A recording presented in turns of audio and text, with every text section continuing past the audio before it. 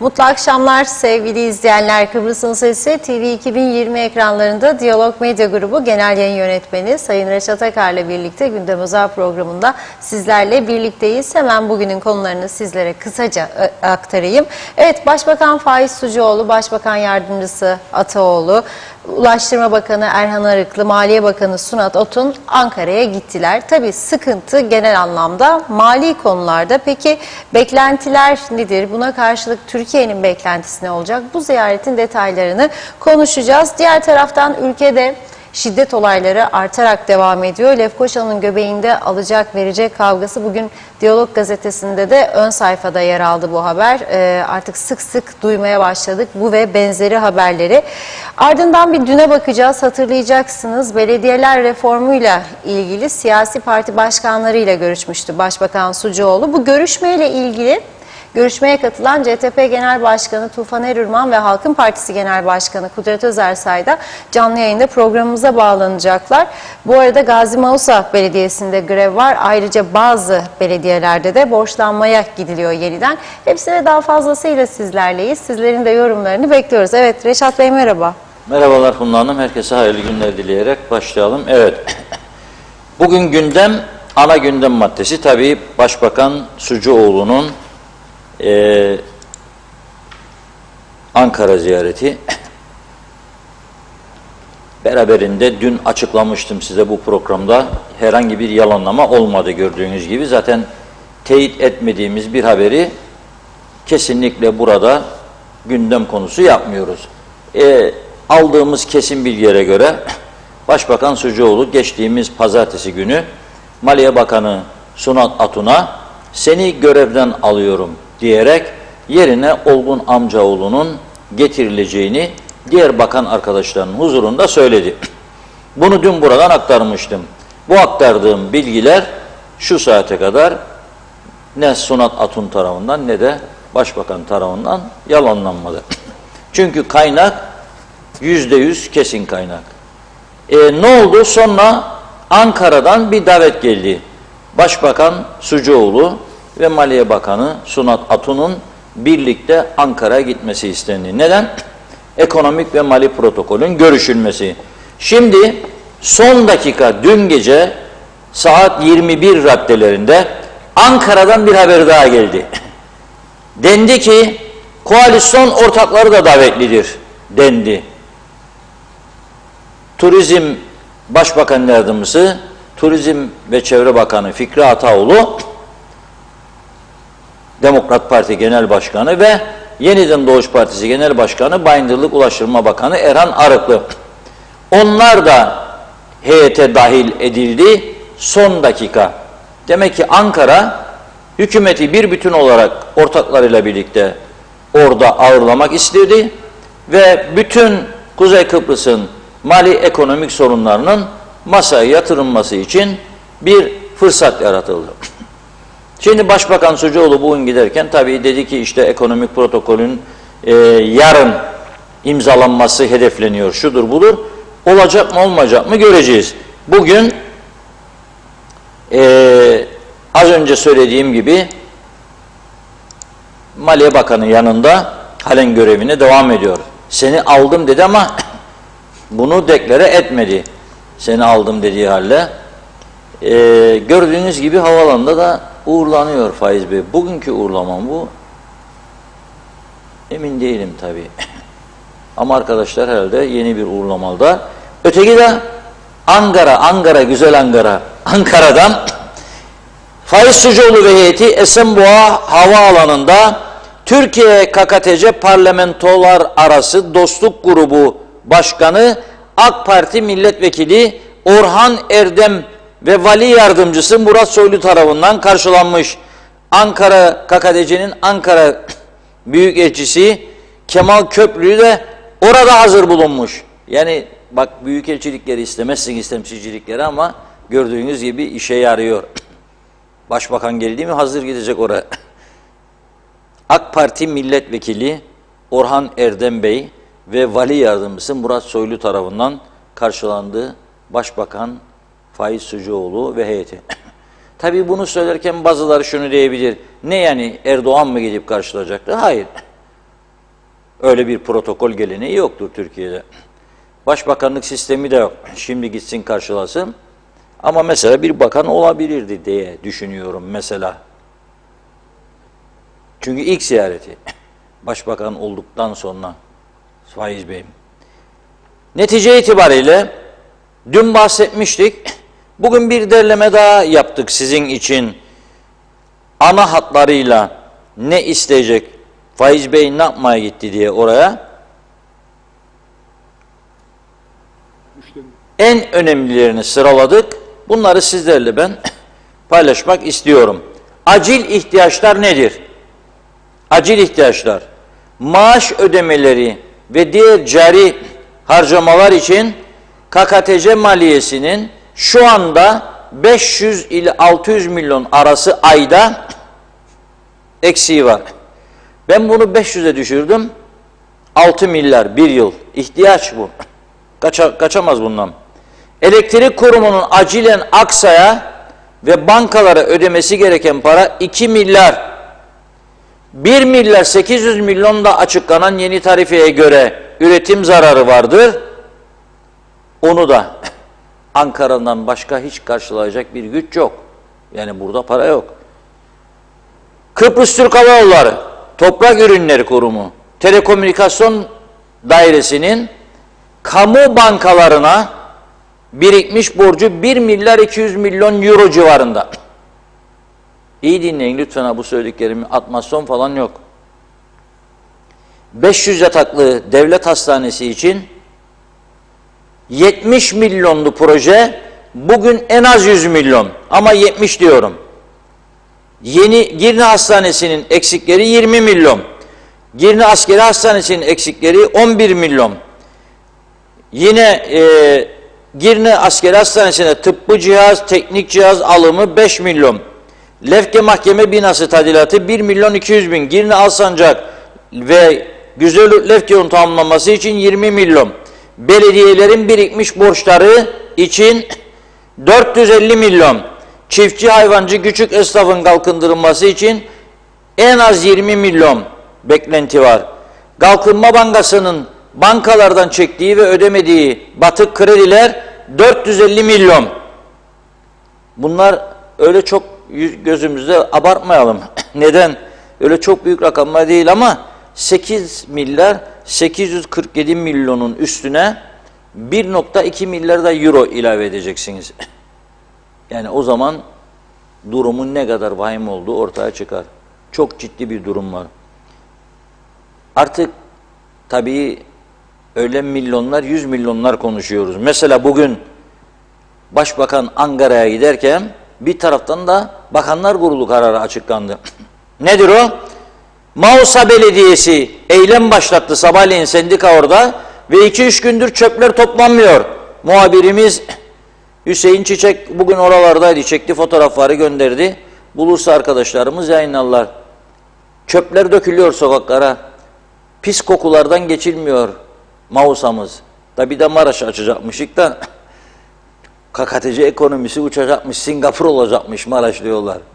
Mausa'yı mamur ettik, açık olan bölümünü da Maraş 20 milyar dolar ister Maraş'taki oteller açılsın. 20 milyar dolar ister.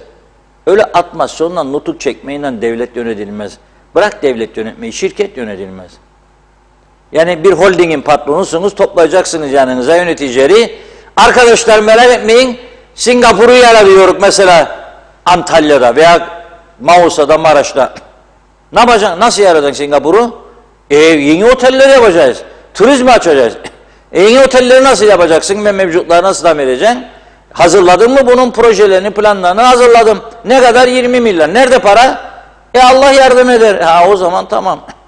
Singapur olacakmış. Çok güzel inşallah olur. Neyse bu batmış Mausa Belediyesi batanlardan biridir. Hem de çok batak var.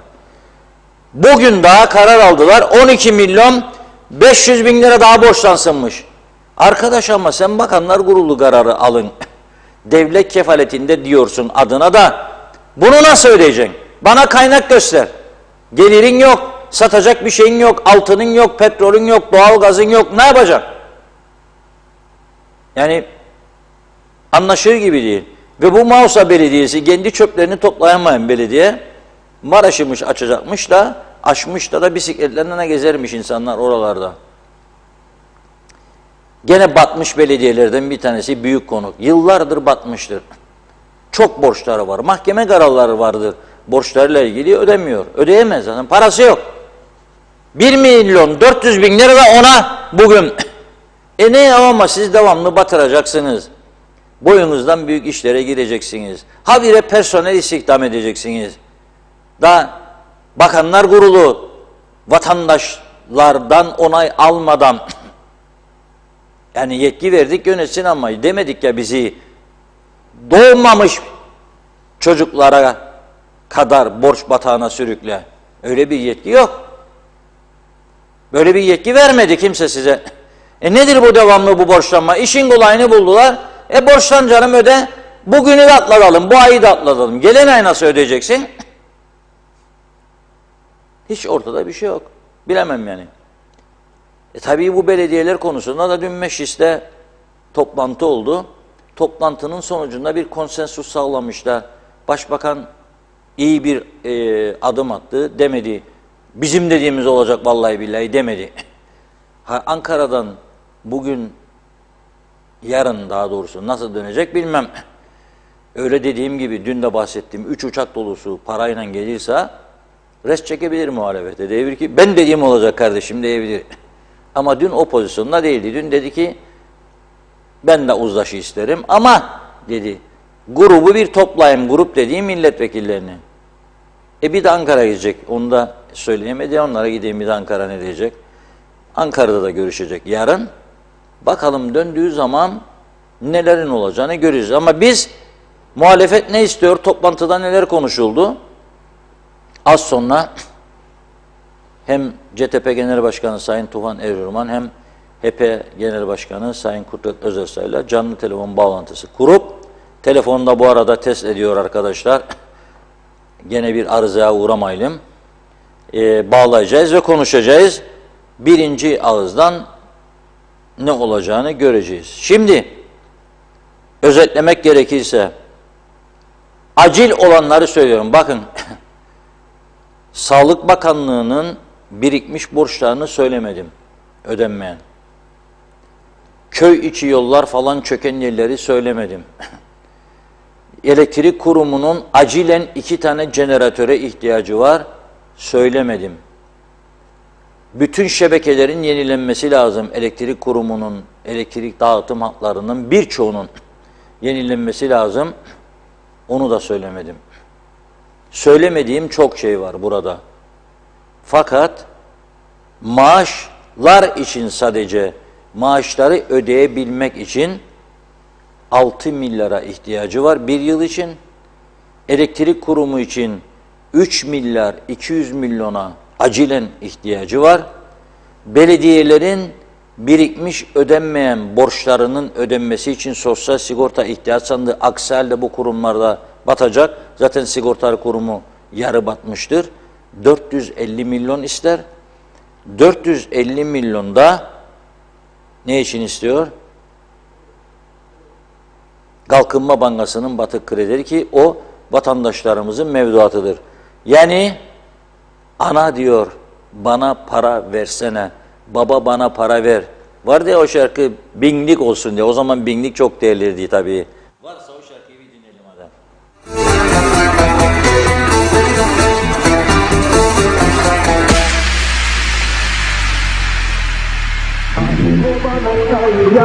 Binlik olsun baba bana para ver, binlik olsun anne bana çay yap. Demlik olsun baba bana para ver, binlik olsun anne bana çay yap. Demlik olsun baba bana para ver, binlik olsun anne bana çay yap. Demlik olsun baba bana para ver, binlik olsun anne bana çay yap. Demlik olsun baba bana para ver, binlik olsun anne bana çay yap. Demlik olsun baba bana para ver, binlik olsun anne bana çay yap.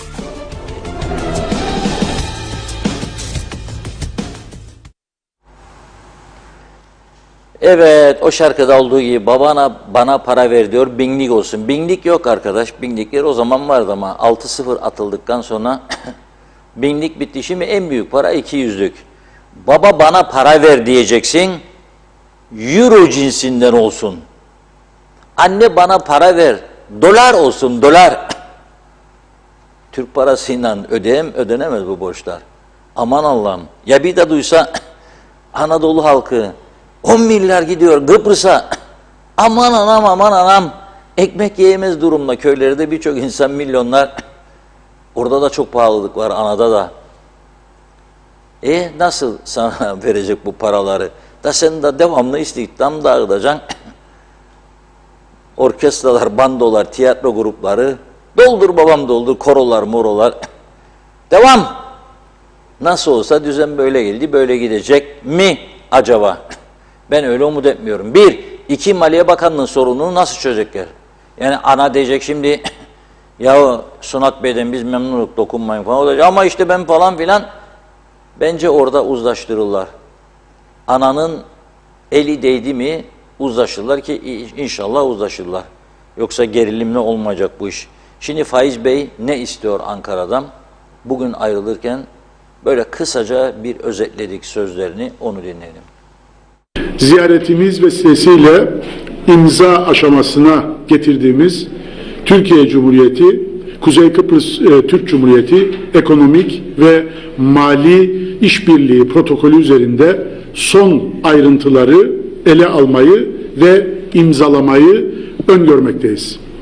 Ankara ziyaretimizde aynı zamanda Anavatan Türkiye'mizin de desteğiyle şu anda yürürlükte olan ve yürürlüğe koymayı planladığımız altyapı yatırımlarımızın ve diğer ekonomik ve mali projelerimizi de değerlendireceğiz. Bizlerin yoğun çabası ve Ankara Türkiye'mizin desteğiyle Kuzey Kıbrıs Türk Cumhuriyeti ekonomisini daha da güçlendirmek bu ziyaretimizin ana hedefi olacaktır. Ziyaretimizde Başbakan Yardımcımız Sayın Fikri Ataoğlu, Ulaştırma Bakanımız Sayın Erhan Arıklı ve teknik komite heyetimizle birlikte Maliye Bakanımız Sayın Sunat Atun da bizlerle birlikte olacaktır. Müsteşarlarımız da bu ziyarete katılacaklar ve özellikle bugün ekonomik programla ilgili çalışmalar devam edecek. Eğer dediğim gibi öngördüğümüz şekilde tamamlanırsa bu ziyaretimiz vesilesiyle de yarın öğleden sonra imzalamayı planlıyoruz. Ben ülkemize özellikle bu ekonomik krizin yaşandığı süreçte bu hazırlanacak olan ve imzalanacak olan programın hayırlara vesile olacağına inancımı burada belirtmek istiyorum.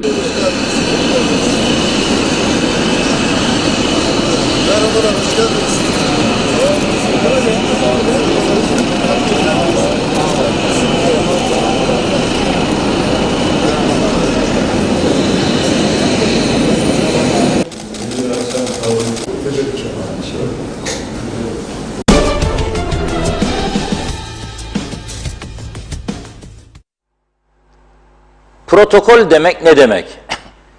Ekonomik ve mali işbirliği protokolü diyerekten her sene anadan bir miktar para çekiyoruz. Tabii bak şu da var. Bunu söylemezsem olmaz. Biz de ithalatımızın büyük bir kısmını anadan yapıyoruz. Dolar üzerinden hesaplanıyor. İhracatımız devede kulak 50 milyon gibi galiba. Ama anadan 1 kusur milyar, 1 milyar 300 milyon civarında ithalatımız var. Eskiden ticaret daireleri aylık bülten yayınlardı. Daha özgürdü daire müdürleri falan. Şimdi o da yayınlanmıyor. Arada bulursan bir yerde. İhracat, ithalat belki şeyde vardır. Merkez Bankası sitesinde olabilir. Şimdi yani biz de anayla ilişkilerde öncelik anadır bizim de. Oradan getirmeye çalışıyoruz. Tabii bunun avantajları da var. Mesafe kısa, bazı ürünlerde fiyatlar daha düşük. O yüzden ilişkiler böyle. Önemli olan şimdi KKTC açısından hayati önem taşıyan bu elektrik ve belediyelerin içine düştüğü enkaz. 4 tane 5 tanesi hariç tümü borç batağında. Nasıl çıkacak bu işin içinden? Çok önemli. Elektrik çok önemli ve nitekim borcu olan dairelerin elektriklerini kestikleri için birçok daire de çalışamaz duruma geldi. Bakanlıklar ve daireler. Bu çok tehlikeli bir durum. Yani vergi dairesi de yarın tahsilat yapamam derse 3-5 kuruş topladığı parayı, araç kayıttır, tapu dairesidir, halimiz duman. Bakınız bugün arkadaşlarımıza dedik bir turlayın bakalım neler vardır neler. Bazılarının jeneratörü varmış. Jeneratörler o dumanları şimdi görünce siz de benim gibi ah diyeceksiniz, bir de başınızı tutup vay başımıza gelen diyeceksiniz. Biz ettik, biz çekeceğiz değil mi? Bakın.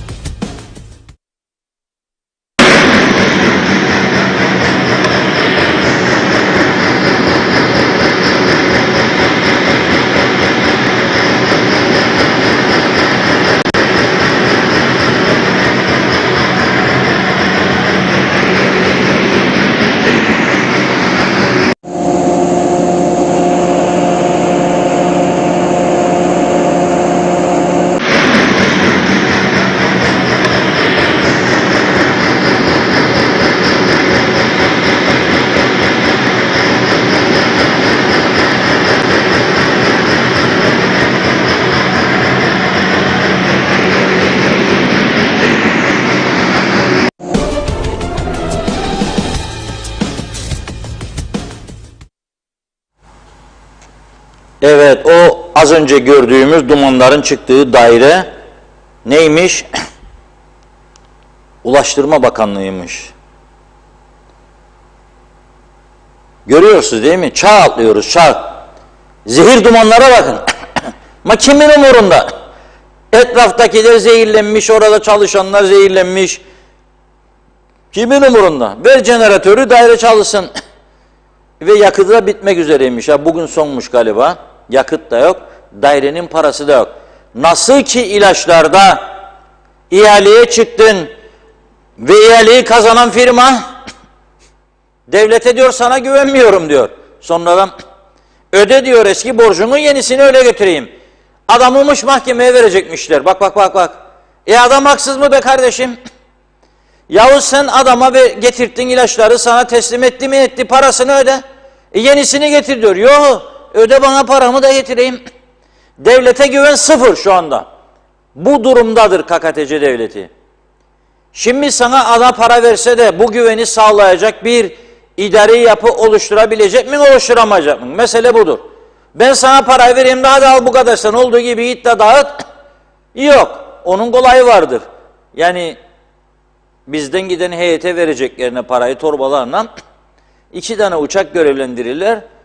Her hafta gezer Kıbrıs'ın üzerinden bölgelere atar paraları. Herkes toplayan parayı şanslı çıkar. Mesela gider istediğini alır, yer içer. O kadar öyle olması lazım. Daha iyi. Yani memur istemen. Çek basacakmış maliyede, dağıtacakmış da bankalar, bir gün insan çalışacak hesap makine tak. Olmaz. Ne olacak bu elektrik şimdi? Ne olacak? Yıllar önce özelleştirmeler, kıyametler koptu, olmaz derler. O kavgaların başladığı günden bugüne 2'ye çıktı personel sayısı. Sonra dediler akıllı sayaçlar getirdik ha. Yüzlerce personel tasarruf yapacak. Gidip de bakacak, sayacı da yazacak. Defterciğine de ya da keyciğine de gelecek. Akıllı sayaç koyduk, uzaktan görecek dediler. Daha da memur aldılar. Şimdi sorsan hala daha personel eksiği var diyecekler ha. Eminim yani. Hiç ondan şüphem yok yani. Jeneratörler para ister. Şirketler ihaleler oldu. 100 milyonlarca eurolar döndü. İddialar var ciddi. 3 katı 2 kat fiyatına sattılar buraya diye. Hiçbir yargıya taşınmadı. Ne olacak bu iş? Yani sonu ne olacak? Şu an geldiğimiz nokta bu. Aksa istemek. Aksa olmaz. Durdum derse bugün tam karanlık burası. Tam karanlık. Rum'u istemek, egemen eşit falan vatan millet Sakarya. Rum kesse gene karanlık bir miktar. 1 saat 2 saate çıkacak kesinti. Karadeniz dediler gelsin, holding gemilerle versin. Dünyanın birçok ülkesine 19 ülkede faaliyet gösteriyor. Yok onlar IQ'su düşük ülkelerdir. Yani onlara ne verelim? Onlar sonra faşist ülkeler. Yahu Küba'da faşist ya. Yahu çoğumuzun evinde Fidel Castro'nun fotoğrafları var. Devrimci ya o Kıbrıs Türklerin yarısından çoğu. Nasıl olur devrimciler, o ana devrimciler kabul eder de Karadeniz Türkiye'den gitti gemileri koydu Küba'ya. Da elektrik verir. Da Kıbrıs'a olmaz. Yok olurmuş elektrik kurumu özel şeyi gidermiş. Devlet yönetimi, devletin stratejik önemi ortadan kalkarmış. Yani şu anda çok stratejik öneme bak. Stratejik önem. Savaş yok, mavaş yok, dairelerde elektrikler kesik. Neden ödemezmiş? Çünkü devlet kontrolünde. Senin de maaşını öder. Eksildiğinde akaryakıtın parasını bankadan benim borçlanıp veren der. Alacaklıyım ben şu anda KİP'tekten der bakanlıklar. Maliye. Yalan mı yani şimdi? Her ay sana 150 milyon bulacak. Her 15'te bir. Gemi geldiğinde ödeyecek parayı. Ondan sonra bir de borçluyum sana. Borçlu değilim diyecek. O da borçlusun diyecek. Hangi taraf haklıdır? Ne kadar çekecek daha bu çileyi? Bakın bir şey söyleyeyim. Adım gibi eminim ondan. Yarın desinler ki Türkiye'nin hiçbir şirketini istemeyik. Tamam mı? Bağlanalım Rum'a olduğu gibi. Bu şimdi tepki gösterenler var ya, yemin billah ederim ağızlarını yapıştıracaklar 404'üne hiçbir şey çıkmayacak. Ne haldir bu ya? Anlamadım. Ne haldir bu? Yahu yeter ki beni bu sıkıntıdan kurtarsınlar. Yeter ki sen devlet olarak sağlam sözleşme yap. Yeter ki devlet olarak kontrolünü, takibini yap. Yeter ki görevlendirdiğin insanlar bununla başlamasın işe.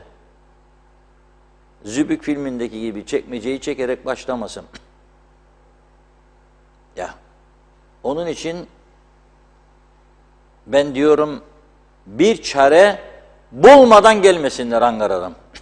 Zaten Ankara'da herhalde şartları önlerine koyacak diye düşünüyorum. Şartlar önlerine konacak birçok konuda diye düşünüyorum. Nasıl ki Avrupa troikası Rum tarafına şartlar koydu. İnletti onları, inletti. Birkaç tane yumurta fırlatmışlar troika üyelerine geldiklerinde. Adamlar bir baktı, güldü. Kıbrıslılar siz dedi. Tiyatrolar dedi, paranız yok, bankalarınız battı da bana muhtaçsın dedi. Ve ne yaptı kendisine? Çatır çatır 100.000 euronun üstündeki mevduatlarda %40'ını tıraşlayacaksın dedi. Kıyametler koptu.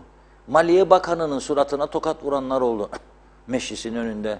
Yumurta fırlattılar kafasına, adamın kafası yarılıyordu. Sonra oturdu herkes. 1-2 ay sonra bitti. Kaybettiler paraları, çok paralar. Onunla kalsa yeterdi. Daha neler neler. Birçok yeri özelleştirdiler. Limassol Limanı özel. Larnaca Limanı özel. Ayanapa Marinası özel. Birçok yatırımcıyı Kıbrıs'a çağırdılar. Bütün alışveriş merkezleri özel. Larnaca Baf Havaalanı özel. Yapacaksın dediler. Yaptı. Yapmak zorundaydı. Money, money, money. Dünkü şarkı da çok güzeldi. Evet, başlayalım mı? Evet. Mesaj verdim. Buyurun. Hızlıca başlayalım. Çok teşekkür ederek başlıyorum. Ali Çeliker, hayırlı yayınlar. Kolay gelsin. Ankara sınavı başladı diyor. Arif Koruoğlu, Başbakan Vali Yardımcısı karşılamış.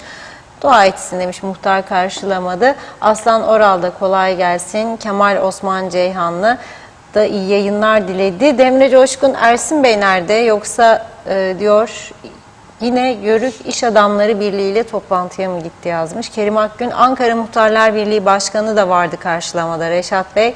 Aslan Oral, birkaç milyoncuk da halk için istesinler. Mehmet Uluçaylı kolay gelsin diyor. Demre Coşkun, sendika yetkilileri dairenin elektriğini keserken tutuklanmışlar. Esas olaylar, eylemler şimdi başlayacak. Emine Mülayim de iyi yayınlar diliyor. Çok teşekkür ediyoruz. Tema Yavaş da Londra'dan selamlarını yolladı.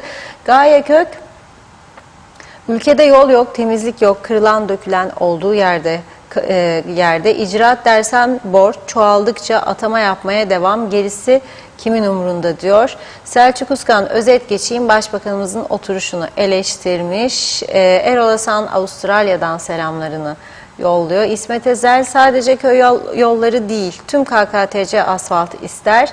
Zeki Avçer de Londra'dan iyi günler diledi. Bakıyorum. Göker Çavdar, ne 3 günü Reşat abim, en son geçen pazartesi aldılar çöpleri bizim mahalleden, yarın 10. gün, iyi yayınlar dilerim. Ali Süer'den, aç mı bırakacak vatandaşı, maaşlar ödenmezse ne tüccar ne de özel sektör kazanacak, sermayeler tekerleği nasıl çevirecek? Bu çark Türkiye'siz dönmez, bunu muhalefet de bilmeli, iktidar da bilmeli. Bizim tanınmamışlığımız her yönüyle bizi olumsuz etkiler, tek nefes borumuz anavatan Türkiye. Sevil Taşlı, verir kaz gelecek yerden tavuk esirgenmez Reşat Bey. Mustafa Akman, döviz garantili faiz için 3 ayda 40 milyar ödeyen Türkiye, Kuzey Kıbrıs için de 10 milyar verir diyor. Vedat Özkan, herkese iyi akşamlar. Her zaman söylüyorum, ülkeyi siyasi partiler değil, sanayi, turizm, fabrika, ihracat, istihdam ve para yönetir. Sanırım Ankara'dan para isteyecekler. Cihan Köroğlu iyi yayınlar diledi.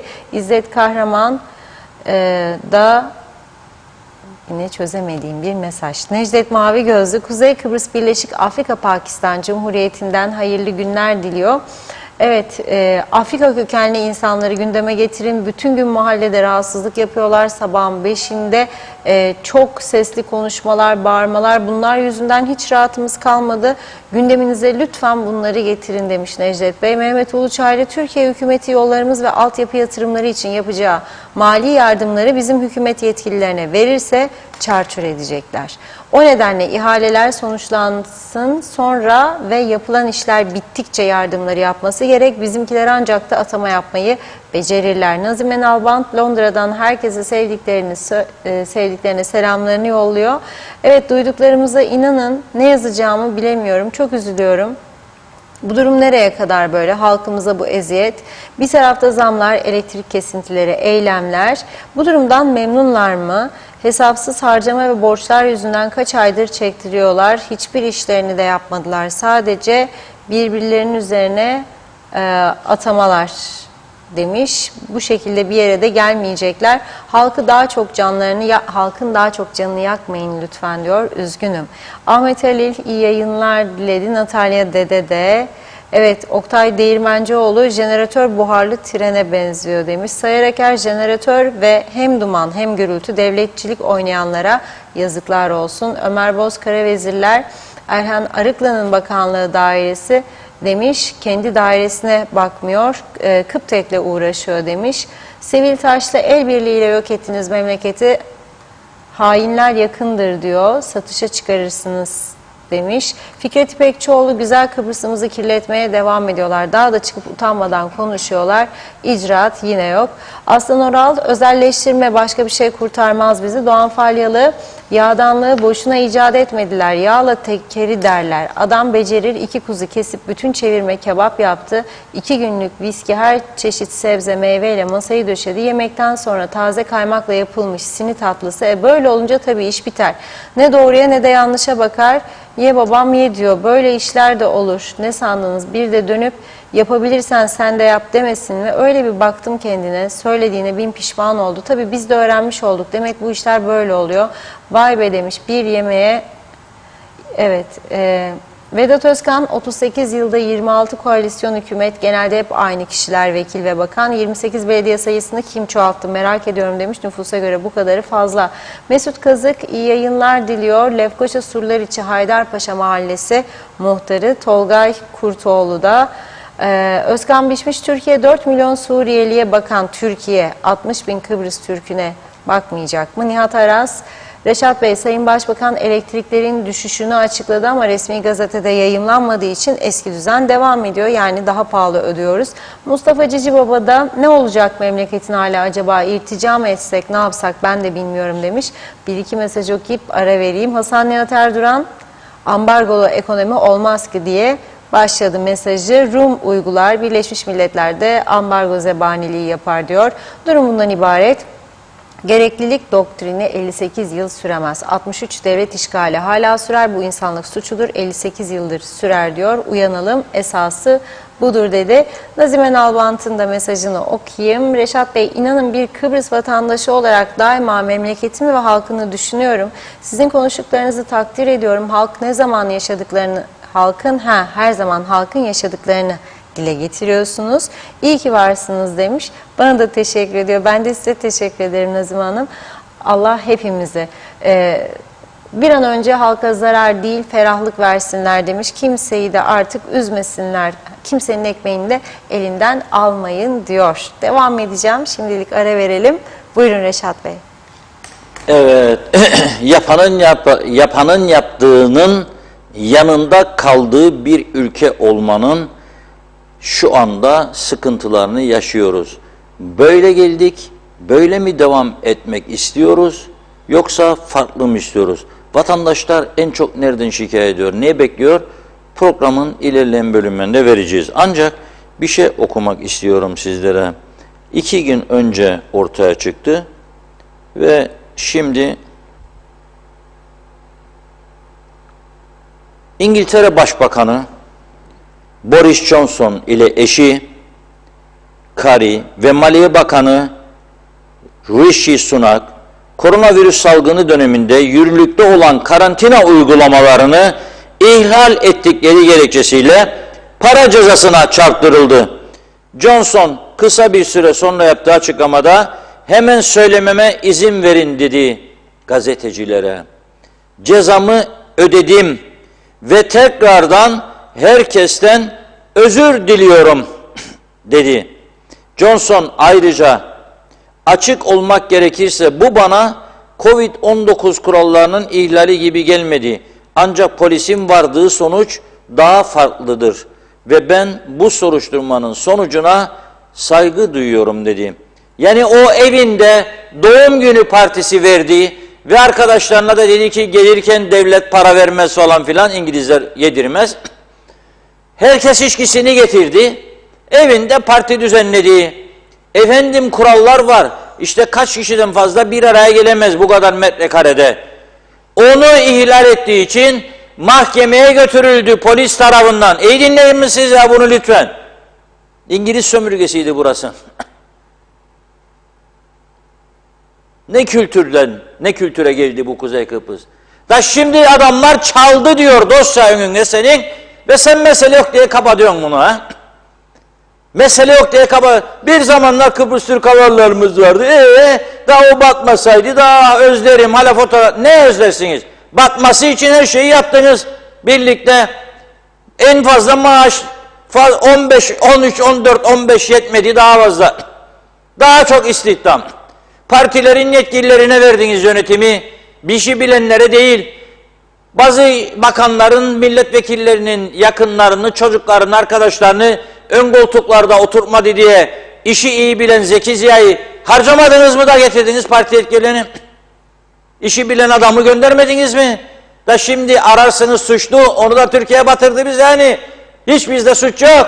Hep amma mamma diyerek giderek bugüne kadar. Öyleydi ama ne amması? Fiyatlar düşmüşmüş. Bak. Başka rekabet çıkmış da Atlas fiyatları düşürmüş da rekabet edememiş. Niçin edemedin? Uçak pahalı kiraladın bilmeden. Singapur'a motor yolladın tamir edeceksin diye 5 milyon doları yedin ve motor tamir olmadan geldi. Hala gitti mi mahkemeye o 5 milyon dolarlık uçak motoru? Yok. Kimler zarar gördü? Yazanlar, biz cezalandırdık. 138 bin lira bana vergi borcu getirdiler. Sağ olsun o dönemkiler. Bunları söyledim, yazdım, çizdim diye. 138 bin lira. Bir de döndüler 30 ay taksit yaptık Hasan'a. Sen benim vergimi alıyorsun zaten. Çatır çatır. Çatır çatır. Memleketin en zenginlerinden daha fazla veririm. Namuslu gösteririm maaşımı çünkü. Da bunları yaptınız. Da şimdi suçlu aradık. Suçlu ayağa kalk. Kim yaptı bizi? Türkiye bizi sömürdü yaptı. Hadi ya o biri sadece yani git Singapur'a motor yolla 5 milyon dolar öde de bat. İflas etme dedi sana. Kim söyledi sana bunu da? Benim karşıma böyle gerekçeyle çıkıyorsunuz. Elektrik jeneratörleri alınırken yarı fiyatına geldi. Aynı şirketten aynı kapasitede jeneratörler. Dosyada duruyor o araştırma raporları. Niye götürülmedi ileriye? Ya şimdi biz alemin şeyi açık gözü yapacak, edecek, çalacak veya çalanlara göz yumacak. Bizim çocuğu da işe koysun ya da terfi etsin, müdür olalım da Facebook'ta da paylaşalım. Hayırlısıyla biz de bakanlık müdürü olduk. İyi oldun, aferin sana. Kap parayı otur yerine. Bir de araba çek rehalardan.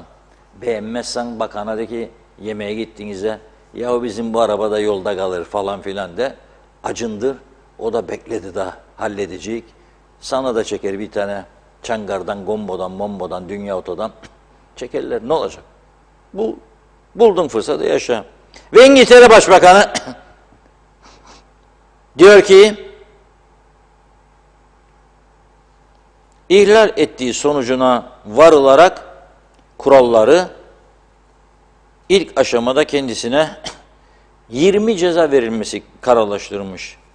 Londra Polis Teşkilatı uzun süre partilerle ilgili iddiaları geriye dönük soruşturmayacaklarını belirtmiş. Ancak iç soruşturma raporuna suç unsuruna rastlanınca konuyu ele alacaklarını açıklamıştı. Londra polisi açtığı soruşturmanın Covid-19 kurallarını getiren yasaya aykırı olduğu gerekçesiyle gündeme gelen 17 partiden 8'ini kapsadığını belirtiyor. Evet.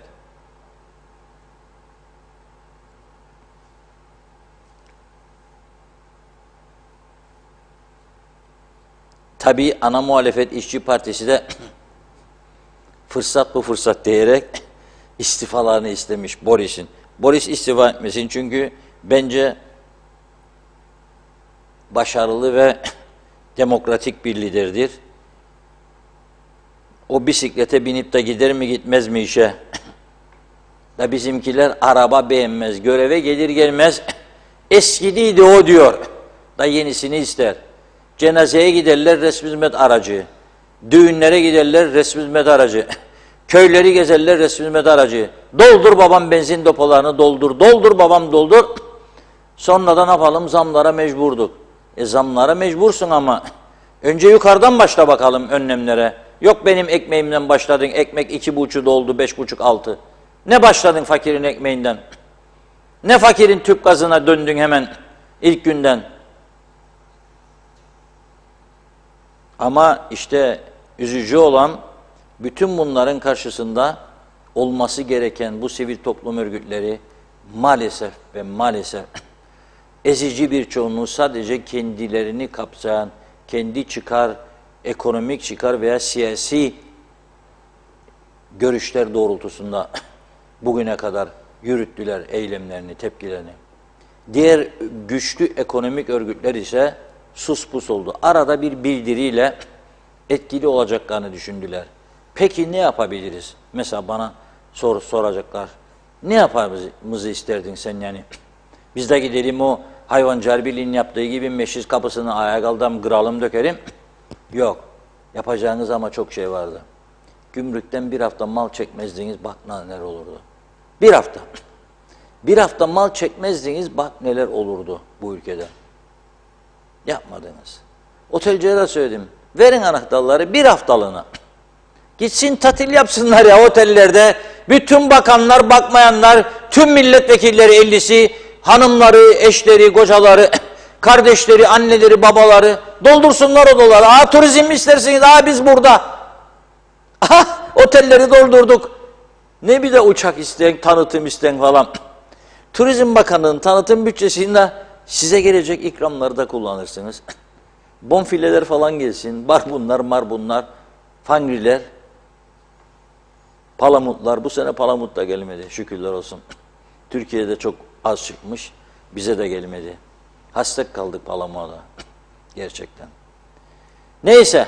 Durum böyle. Şimdi arkadaşlarımız arıyor. Biraz belediyeleri konuşacağız. Tufan Hoca'dan başlayacağız. CTP Genel Başkanı, ardından Halkın Partisi Genel Başkanı Kudret Özersay bağlanacak. Ama önemli bir iki konucuğumuz var. Bir de halkımızla paylaşmamız gerektiğini düşündük. Yani bu süreçte ne yapılması lazım? Ne tür tedbirler? Halkın öncelikle beklentisi nedir? Ne yapılabilecek? Bir yol göstermeye çalışıyoruz bizi yönetenlere. Yardımcı olur mu olmaz mı bilemem. Bunlardan bir şeyler çıkarırlar mı bilemem. Ama görüntü o ki şu an itibariyle çıkan bir şey yok. Bir de tabela vardı. O tabelayı da gösterdi. Devamlı gönderirler bana. Bir tane daha şeyden Ötüken'den galiba gönderdiler. Bak bak bak. Söyleyiniz gitmişken Ankara'ya. Yollasınlar birinde bu tabelalar düzelsin bize. Vallahi billahi ben buradan rica ediyorum. Fuat Oktay Bey, duy sesimi ya. Beni davet etmedin Ankara'ya ama ben buradan sesleniyorum. Bak hayatımı bu mesleğe vermiş bir adamım. Çok ülke gördüm, çok dolaştım, çok ülkede gazetecilik yaptım. Çok yayınlar yaptım, röportajlar yaptım. Savaş muhabirliği de yaptım. Suriye'ye 7 kez girişim çıkışım var. İç harp olduğunda. Rica ediyorum bir vatandaşı olarak KKTC'nin ve Türk milletinin bir ferdi olarak yollayın 10 kişi. Hiç para maraya gerek yok, protokola gerek yok. Bir Mersin Belediye Başkanı'ndan, Antalya'dan, Adana'dan bir yerden rica edin. Taşucu'ndan. Muhtar alsın oradan 10 kişi gelsin, taşucu muhtarı düzelsin bize bu tabelalar ya. Başka bir şey istemeyik. Ben başka bir şey istemem. Ve Allah kerim ondan sonra. Öteki işlere gene bakarak bir şekilde yürüyecek. Lütfen bunu hakikaten bekliyorum ben anadan. Ana bize yardım etsin bu konuda. Bu tabelaları kim kaldıracak? Yani bunu kaldıracak adamı bile yokmuş ama tabelada adı var. Karayolları Dairesi. Anlamak zor. Evet. Diyelim. Evet, telefon bağlantımız hazır. Sayın Erürman hattımızda. Merhaba, hoş geldiniz yayınımıza. Merhaba efendim, iyi yayınlar dilerim. Selamlar hocam. Recep Bey merhaba, iyi yayınlar. Teşekkür ederim. Şimdi biraz biz de gördük sonra memleketin halini böyle arada bir geriliyoruz ama gerilmemek iyidir. Bundan sonra karar verdim. Soğuk su içip de çıkmam lazım. Çünkü düşürülmüş tansiyonu, ateşi. Evet. Şimdi dün bir toplantınız vardı belediyeler konusunda. Öyle çok detaylı bir açıklama yapılmadı. Nedir? Ankara dönüşünü mü bekliyorsunuz şimdi? Referandum olacak mı, olmayacak mı? Bakın Mausa Belediyesi için bugün 12,5 milyon borçlanma kararı almış Bakanlar Kurulu. Büyük konuk için de 1 milyon 400 bin. Yani maaşlar ödenemiyor. Ne olacak? Ne düşünüyorsunuz? Reşat Bey, Faiz Bey ile tabii yaptığımız görüşmeden sonra tüm parti başkanları Sayın Sucuoğlu'nun söylediği bunu grup yani Ulusal Birlik Partisi grubuna bu fikri götürecek fikir neydi? Baştan beri bizim söylediğimiz, Halkın Partisi'nin de bizim de söylediğimiz ya konsensüste çalışacak bir ad hoc komite kurulması ve orada önce kriterleri belirleyip yani belediyelerin birleştirilecek mi yoksa ana kent belediyeleri ve ikincil belediyeler sistemine mi geçirecek, başka dünyada uygulanan yöntemler uygulanacak. Bütün bunların hepsini değerlendirecek olan ve kriterler üzerinden çalışma yapacak olan, konsensüste çalışma yapacak olan bir ad hoc komite. Çünkü biliyorsunuz bu ülkenin tamamını ilgilendiren bir reform. Eğer reform olacaksa, çünkü şu anki tek reforma benzemiyor. Ve ülkenin tamamını ilgilendiren bir reform konusunda sadece iktidarın çoğunluğuyla bunu yapmaya kalkmak ve biz böyle yaparız, olur fikriyle davranmak çok da doğru değil. Dolayısıyla bu teklifimizi tekrar dün götürdük Sayın Sucuoğlu'na. Olumlu havada geçti görüşme. Ama tabii ki Sayın Sucuoğlu kendi grubuna da bu konuyu sormak için süre istedi. Ve yarın da Ankara'ya gidiyorum. Ankara dönüşünde size cevabımı vereyim dedi. Dolayısıyla Sayın Sucuoğlu'nun dönüşünü bekliyoruz bu konuda. Ama tabii sizin demin vurguladığınız mesele şu, işte Mausa Belediyesi borçlandı maaş ödemek için. ne bileyim Büyükkonuk Belediyesi borçlandı maaş ödemek için. Şu ana kadar tabii bu belediyeler reformuna, tırnak içindeki belediyeler reformuna hep bu gözle bakıldı. Yani bir takım belediyeler borçlu, maaş dahi ödeyemez durumda. Dolayısıyla bu belediyeleri birleştirelim. Ama bu yaklaşımı biz hiçbir şekilde doğru bulmuyoruz. Çünkü siz de görüyorsunuz, birleştirilmesi mesela bu tasarıda düşünülen belediyelerden bir kuruş borcu olmayan, hatta her dönemi mali açıdan artıda kapatan belediyeler var. Yani belediyeler birleştirilecekse veya Anakent Belediyesi ikinci belediye gibi bir sisteme geçilecekse bunu borç harç üstünden hesaplamak çok doğru değil. Çünkü öyle yaptığınız zaman şu sonuca da ulaşabiliyorsunuz. Borçlu belediyeyle hiçbir borcu olmayan belediyeyi birleştirip hiçbir borcu olmayan bu kadar yıldır iyi yönetilen belediyeyi de batak duruma getirme riskiniz var. Dolayısıyla böyle bakılırsa bir kere işte kapatılması düşünülen bu tasarıda belediyelerin birçoğu hiç borcu olmayan belediyeler, onların birleştirileceği diğer belediyeler ise borçlu olan belediyeler. Dolayısıyla borçsuz küçükle borçlu büyüğü birleştirip küçüğü de batağa sürüklemek gibi bir riski de taşıyabilir yapılan çalışma. O yüzden bizim önerimiz oturalım, kriterleri belirleyelim. Bütün verileri, ki bu memleket biliyorsunuz aynı zamanda bir de veri sorunu olan bir memleket. Yani hangi belediyenin gerçek manada ne kadar borcu var, hangi belediyenin gerçek manada ne kadar personeli var, bunlar dahi bilinmiyor. Çünkü personelde bir de biliyorsunuz şirketler de kurdu bazı belediyeler ve şirketler üzerinden de istihdamlar yapıldı. Şimdi bir birleştirme gerçekleşeceğinde o şirketlerde çalışanlar da diğer belediyenin de personeli haline gelecek. Dolayısıyla iyi yönetilen belediyeleri kötü yönetilen belediyelerle birleştirmek suretiyle iyi yönetenleri de batağa sürükleme ya da personel fazlasına sürükleyip sonradan maaş ödeyemez duruma getirme riskleri var. Bu riskleri almamamız lazım. Yani reform yapacağız diye ülkeyi kaosa sürüklememek lazım. Baştan beri söylediğimiz şey buydu. O yüzden oturalım. Gerekirse 7 saat, 8 saat günde o komitede bütün mecliste temsil eden siyasi partilerin temsilcileri çalışsın, kriterler netleşsin, veriler kullanılsın ve biz hangi modelle bu reformu gerçekleştireceğiz, komitede hep birlikte buna karar verelim dedik. Bütün bu aktardıklarımız neticesinde Sayın Sucuoğlu olumlu bir görüşme olduğunu söyledi. Ama dediğim gibi müsaade istedi hem grubunda bunu konuşmak için hem de Ankara dönüşünde bize bilgi vermek için. Şimdi diyelim ki uzlaşı eğilimi devam eder yani Ankara dönüşünde de. Bu uzlaşı yani seçimlerin ertelenmesi yine söz konusu olacak mı tarihin yani Haziran yerine 1-2 ay sonrasına? Vallahi Reşat Bey onu çok da özel köklü olarak değişiklik yapılabilecek mi? Yani sizin görüşünüz mesela bu aşamada belediye sayısının azaltılması gibi bir durum olabilecek mi? Yoksa diğer bu zararlardan kurtulmayı öngören gelir artırıcı tedbirler mi içerecek bu? İçermeli ya size göre yani. Nereden kurtulmayı öngören oraya duyamadım. Diğer gelirleri artırma konusunda mesela değişimler içermesi mi sizin öngörünüz? Vallahi tabii bizim aslında baştan beri reformdan esas anladığımız belediyelerin yetkilerinin, sorumluluklarının, gelir kaynaklarının, özelliklerinin ve denetimlerinin düzenleneceği 51'e 95 sayılı yasada yapılacak iştir. Esas reform bize göre odur. Diğeri belediye sayısının azaltılması ya da birleştirme ya da dediğim gibi Anakent Belediyesi benzeri bir takım farklı modellerin değerlendirilmesidir. Dolayısıyla 51'e 95 yani gerçek reform, o gelirlerin de artacağı, özelliğin de artacağı, yetkilerin de artacağı. Neden yetkilerin artmasını önemsiyorum onu özel olarak vurgulayayım. Çünkü biliyorsunuz maalesef merkezi idarede bir istikrar sorunu var. Ama belediyelerde istikrar sorunu yok. Yani belediye başkanı ve belediye meclisi seçildi mi 4 yıl boyunca istikrarlı bir şekilde görevine devam ediyor. Dolayısıyla merkezin yerele göçertebileceği, yerinden yönetim anlayışı çerçevesinde ortaya konulabilecek bir takım hizmetlerin bu reform kapsamında, 51'e 95 kapsamında belediyelere göçertilmesinin çok daha yerinde olacağı kanaatinde olduğumuzu biz her zaman söyledik. Seçim tarihi meselesi ise bize göre ayrı değerlendirilmesi gereken bir mesele. Bunu da hep söyledik. Çünkü anayasanın ne söylediği seçim tarihi konusunda çok belli. Anayasa diyor ki 4 yılda bir seçim yapılır. Bu da herhangi bir 4 işlemi bilen insanın, yani hukuk bilmeye gerek yok, 4 işlemi bilen herhangi bir insan bu hesabı yapar. Daha önce Haziran 2018'de seçimler yapıldığına göre Haziran 2022'de de seçimlerin yapılması gerekir. Bu yapılan çalışma oraya yetişir yetişmez bir tartışması başka bir tartışmadır. Biz anayasanın ihlaline kesinlikle ortak olmayacağımızı her ortamda bunu söyledik.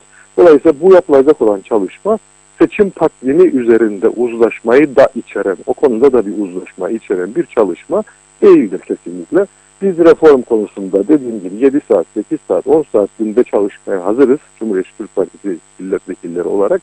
O yetişirdi, yetişmezdi. O tartışma bizim içimize sinecek bir şey. Bizim derken hepimizin içine sinecek bir şekilde yürütülmek zorunda. Seçim tarihi ise anayasada nettir. Hükümet anayasa ihlal etmeye karar verirse o anayasa ihlali de o şekilde ortaya çıkar. Buna da biz tepkimizi koyarız halkla birlikte. Buradan benim çıkardığım sonuç, siz diyorsunuz ki anayasa Haziran diyorsa, Haziran'da bu seçimler yapılmalıdır. Biz bunun ertelenmesine yönelik bir durum ortaya çıkarsa buna destek vermeyeceğiz diyorsunuz. Öyle mi? Aynen öyle. Aynen öyle. Zaten biliyorsunuz biz bunu birkaç ay önceden beri hep söylüyoruz. Çünkü bu memlekette anayasanın ihlalinin bir teamül haline gelmesi, bir alışkanlık haline gelmesini son derece tehlikeli buluyoruz. Sebebini hep söyledik. Yani bugün bunun için yapan, yarın normal genel seçimleri de 5. yılın sonunda ya ben daha yapmak istediğim işler var.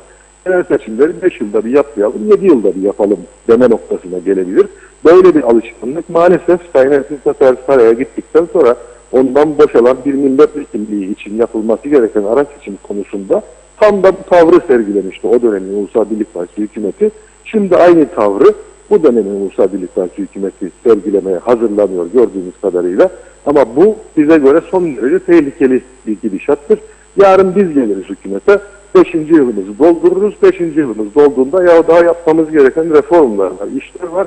O nedenle seçimi 5 yılda değil 7 yılda yapalım bu defa deriz. Kimse de buna bir şey diyemez. Ama bu memlekette seçim tarihlerinin bile öyle üzerinde oynanabileceği hale getirilmesi gerçekten bu memlekette barış içinde bir arada, huzur içinde bir arada yaşama iklimini, zeminini tamamen ortadan kaldıracak bir durumdur diye düşünüyoruz. O yüzden bu konuda tavrımız son derece net. Evet, o zaman o uzlaşı, yani Ulusal Birlik Partisi ile Başbakanlığa ve diğer partilerle uzlaşı meselesi belediyeler esasının içeriğiyle ilgili. Aynen öyle. Yapılacak çalışmanın içeriği ve metoduyla ilgili. Evet. Peki, çok teşekkür ediyoruz hocam. Ben teşekkür Sağ olun. ederim. İyi yayınlar dilerim. İyi günler. Sağ olun. Evet, diyor ki Sayın Tufan Erruman, yani biz içeriğiyle ilgili konuşuruz diyor ama yani belediye seçimlerinin tarihinin değişilmesini desteklemeyiz.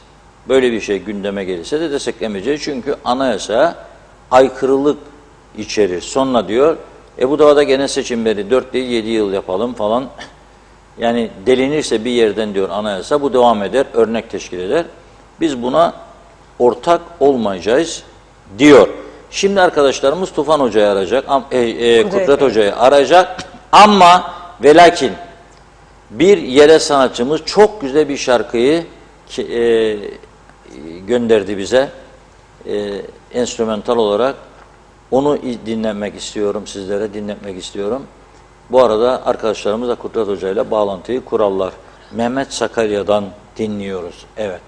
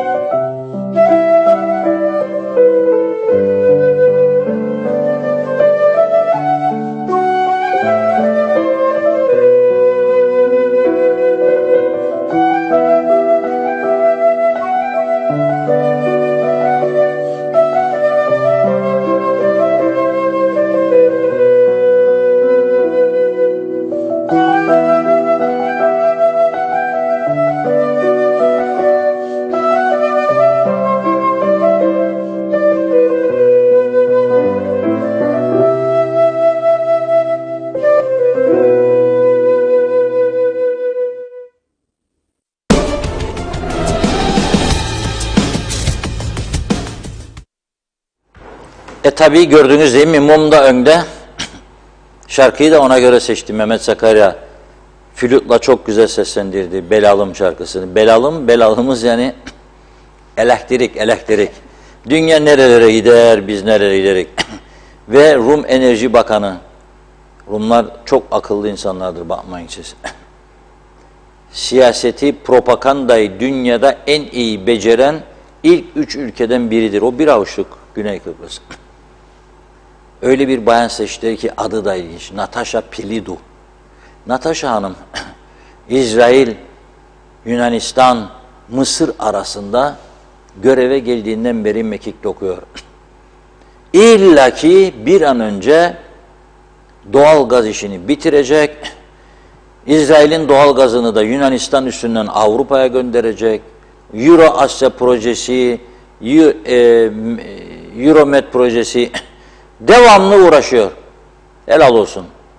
Bizimkiler köşe bucak kaçıyor. Bir izleyicimiz de bana özelden mesaj etti. Tarım Bakanı'nı gören var mı diyor. Vallahi ben onu Maliye Bakanı'yken de görmedim. Görmedim. Ne yalan söyleyeyim. Ne gördüm ne duydum. Hiç.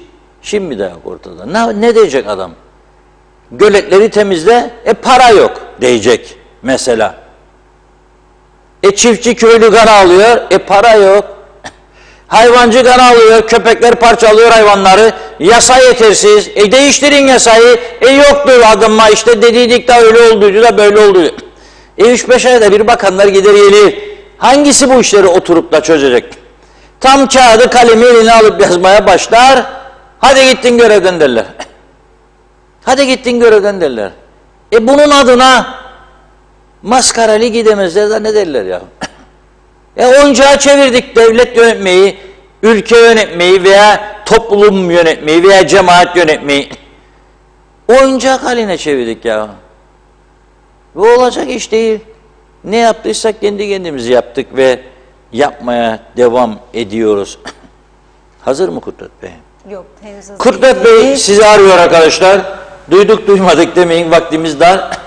Onun için hazırsanız. Gelsin Finnair bakayım. Bir uçak getiriyorum size. Ondan sonra vatandaşlara geçeceğim. Bir Finnair uçak fotoğrafçıyı vardı böyle. Dünyanın en iyi havaalanından biridir ha, bakmayın. Finlandiya'dan. Finlandiya nere? Kıbrıs nere? Düşünün. Biz Türkiye'den buraya gelmek isteyen milyonlar var. Hiç Kıbrıs'ı görmemiş daha insan. Uçak bulamıyoruz. 2500, 3500, 3600, 1900, 1300 fiyatlar böyle.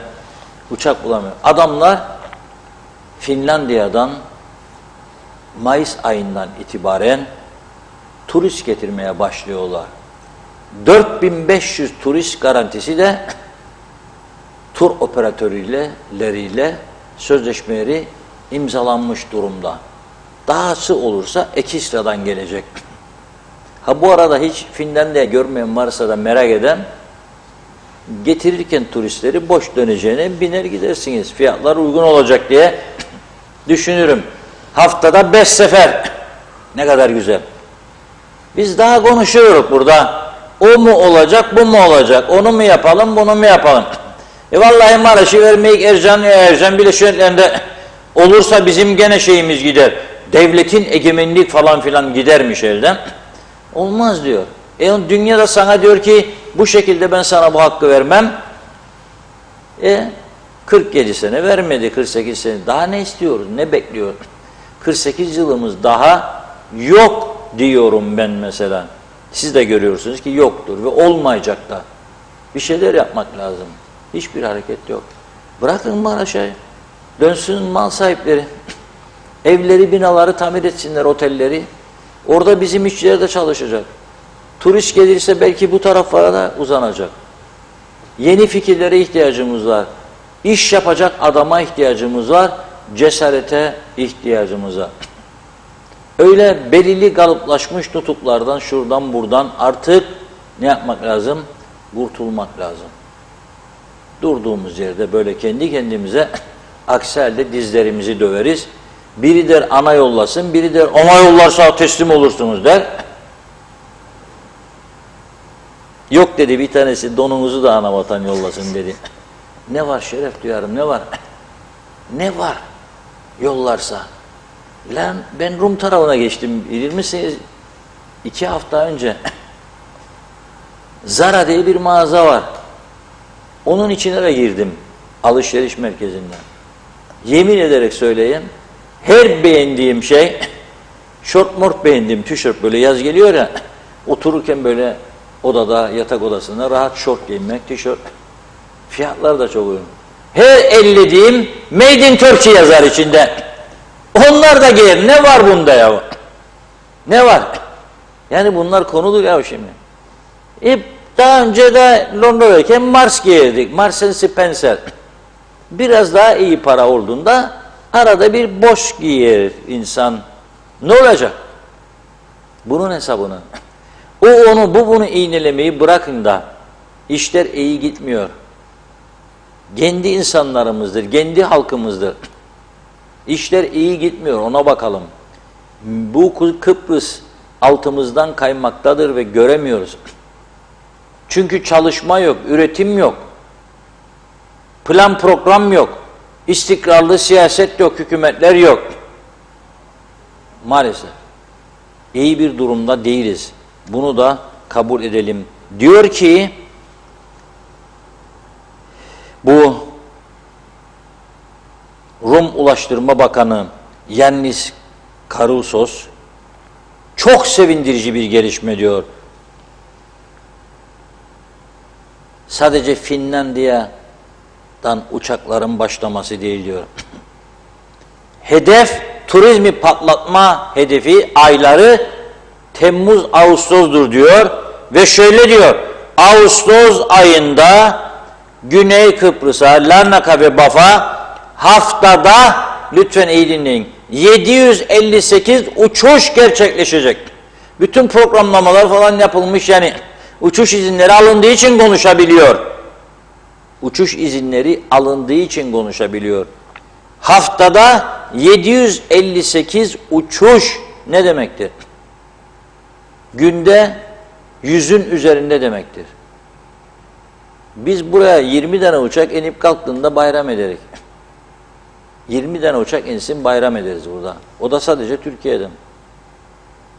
Evet Funda Hanım, çok mesaj var mı? Evet, mesajlarımız çok var. Hemen başlıyorum. Gidenler de oldu tabii yine arada. Sayar Aker'in mesajını görüyorum. İlk, temiz hava alalım, doğaya yaranmak için dağa çıkalım.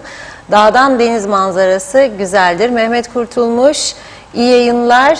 Gelen gideni aratır. En güzeli başkanlık sistemi. Mustafa Öncü iyi yayınlar diledi. Evet, Natalya dedi. Reşat abi diyor, savaş gitse daha büyük kazanç. Orada günlük 2000 dolar. Bu memlekette hayat kalmadı. Yılmaz Nasiboğlu tam da bizdekiler gibi demiş. Hasan Nihat Erduran %100 hisse alıp Türk Hava Yolları'nı rakip yapmak kimin aklıydı? Pes diyor. Natalya dede harikasın Reşat abi. Tolgay Kurtoğlu 50 yıldır diyor, hamma hummaya devam demiş. Doğan Falyalı, görelim bakalım dolar düşüşte. Hadi düşsün fiyatlar bakalım. Acaba düşecek mi yoksa daha çok dolar ödedi diyerek artırırlar mı fiyatları? Her şey olabilir. Nazime Nalbant, Reşat Bey doğru söylüyorsunuz. Sınırlıdır ve kimseyi rahatsız etmeyeceksen eğer anında polis gelir, cezası da büyüktür. 53 sene Londra'da yaşıyorum. Hiç kimse, ne komşusu ne başkaları kendi kafasına göre hareket edemez. Çünkü denetimler çok sıkı, cezalar da büyüktür. Eğer sizde de öyle olsa kimse kimseyi rahatsız etmezdi. Mutlu akşamlar, sevgiyle kalın demiş. Evet, Serdar Gürcan, teşekkür ediyorum. Gürsel Çıtpaşa, süpersin Reşat Bey, Allah razı olsun, ağzına sağlık demiş. Muhittin Yangın, bu soruya cevap verirseniz sevinirim. Bir ülkenin başbakanı gittiği başka bir ülke ziyaretinde kimin karşılaması lazım diyor. Hasan Nihat Erduran, solumuz sendikaları demiş, şiddaları, sağımız sırtlarını sıvazladı. Popülizm yaparak bugünlere geldik. Hangi sendikalıya soruşturup yargılanabilir bugün? Suçüstü hariç kurtulur. Çünkü demiş, sendika iyi, krallık, derebeylik gibi. Yola devam, üzücü diyor. İsmet Sencer, harikasınız. Natalya dede, uyan KKTC uyan demiş. Doğan Falyalı, sorun davetliye öyleyse 6 kaza, 6 kaymakam, 6 belediye denmişti. Dendiği zaman ne demek istenir? Diyor İsmet Ezer, bu yasadan önce zibil yasası geçmeli hemen. Hasan Nihat Erduran, kaza yapanın sigortası maliyeye bedelini ödedi. O para karayollarına aktarılmazsa saç fosfor direkt alınamaz diyor. Gelirler ancak maaşlara yetiyor bu ara malum demiş. Ambargolu ekonomi. Turgay Gezen, ne söylesek boş bir yerde artık kendi kendimizi tekrar eder olduk demiş. Gürsel Çiftpaşa, belediyeleri azaltacaklarına meclisi kapatsınlar. Türkiye'den vali gelsin, en iyisi en güzel çözüm dedi. Adil Uysal, Türkiye yetkilileri bizim hükümete yeni kabine listesi versinler. Desinler ki elektrik kurumunu, elektrik mühendisleri odasına, Sağlık Bakanlığı'nı, Tabipler Birliği'ne, Ulaştırmayı, Mimar Mühendisler Odası'na, Tarım Bakanlığı'nı, Çiftçiler ve Hayvancılar Birliği'ne, Turizm Bakanlığı'nı da Otelciler ve Turizm İşletmeciler Birliği'ne versinler. Vedat Özkan, gördüğüm kadarıyla Kuzey Kıbrıs'ta çok büyük belediyeler sorunu var. Bu sorun tarafsız olarak çözülmeli diyor. Evet, Salih Mullalı, en iyisi her şeye engel olmak, iş yaptırmamak. Bunu çok iyi becerirsiniz demiş. Hep muhalefet, ne güzel diyor. Yunus Gildir, ne demek? İstanbul'da 39 belediye var. 300 bin, Kuzey Kıbrıs'ta 28 belediye var. Bekle de hayır görün demiş. 6 ilçe, 6 belediye olması lazım diyor. Evet, Hasan Nihat Erduran da yarı maaşla 100 milletvekili seçelim, bakalım aday çıkacak mı demiş. Süleyman Ege, Luricina'dan bir ustayım, 5 kilometre uzaktaki işe gitmek için 200 kilometre yol gitmem gerekiyor. Kazancımın 3'ünü mazota vermem gerekir. Mecburiyetten Larnaka'da oda kiraladık. Hafta sonları yalnız geliyorum. Ailem köyde, ben Larnaka'da. Bazı zamanlarda cumartesi çalıştığımız için gelmek mümkün olmuyor. Bu durum daha ne kadar gidecek bilir misiniz Reşat Bey demiş. Raif Erdal, niye bu durumdayız? Bürokratlarımızın yorumlarını okumamız yeter demiş. Mehmet Sakarya, ülkemiz sanatçılarına yer verdiğiniz için teşekkürler diyor. Biz teşekkür ediyoruz Mehmet Bey. Evet, Hasan Nihat Erduran'ın mesajı var. Aslan Oral, Türkiye'nin yerinde olsam bir para makinesi yollardım. Ben de faydalanırdım. Ondan basardım demiş. Evet, Soner Sabriler, selamlar Reşat Bey. Güney Kıbrıs'tan her hafta bir milletvekili ve bir bakan kuzeye geçip de meclistekilere ders verse iyi olur sanırım yazmış. Son bir iki mesaj var. Hasan Nihat Erduran, bizim deniz limanları ve Ercan ambargolu hayalet diyor. Birleşmiş Milletler ve Meclis'te siesta. Mehmet Akın, vatandaşlıklar eğer dağıtılırsa bir asgari ücret karşılığında bu parayla Kuzey Kıbrıs bayram eder ve önemli bir kaynak olur. İyi yayınlar lütfen diyor, sürekli olarak bu konuyu gündeme alın. Havva Rozagi Londra'dan yazıyor bize, iyi yayınlar dilemiş. Bu gidişle göçler başlayacak, inanır mısınız? Kaç kişi aradı beni iş bulayım, onlar da gelsinler Londra'ya diye. Birkaç kişiye de buldum diyor. Necdet Mavi Gözlü, bu memleket asla adam olmaz. Benden bugünlük bu kadar demiş. Yarın buluşmak ümidiyle. Mehmet İnancı, hoş vakitler değerli dostlarım. Hayırlı yayınlar diliyor. Mehmet Akın da iyi akşamlar Afrika demiş. Sayar Eker, ben de Kore'ye gideceğim. Yoldaş bulursam. Ömür kısa, ekmek az. Son kuruşu da geziye veririm. Ada içi sınırları kaldırmak gerekir dedi. Evet, bakıyorum. Son mesajı Bülent Akçora'dan okuyayım. Bence Türkiye bunlara para vermesin demiş. Çünkü hep üst tabakaya gidiyor ama fakire yok. Hep devlete ve maaşlara gider. Türkiye'nin verdiği para dedi. Devam edeceğim. Sözü Reşat Bey'e bırakayım. Buyurun. Evet. Çok teşekkür ediyoruz. Bu arada özelden de mesaj yağıyor.